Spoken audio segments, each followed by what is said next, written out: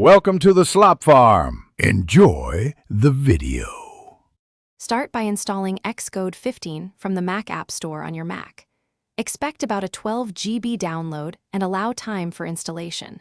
Verify your Mac runs macOS 14 or later before you begin. After installation, launch Xcode and accept any developer license prompts. Open Xcode preferences and sign in with your Apple ID to enable signing features. Restart Xcode if prompted so command line tools and simulators finish configuring.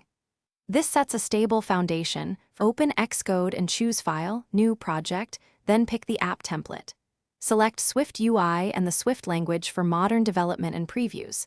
Enter a clear product name and set an organization identifier to form a bundle identifier. Use a reverse domain format, for example, com. Example: app to keep identifiers unique. Choose your team in the signing section or select your Apple ID for development testing. Save the project to a folder you control and enable source control if you want Git initialized. To test your app, quickly press CMD+R to build and run in the selected simulator. Pick a device, like iPhone 15 Pro, from the device menu for accurate layout testing. For physical device testing, connect your device and tap Trust when prompted on the device. To distribute on the App Store, enroll in the Apple Developer Program for $9 per year.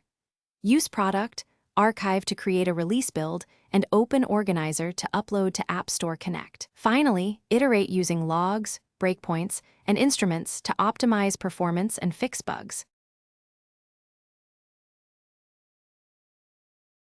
Thanks for watching.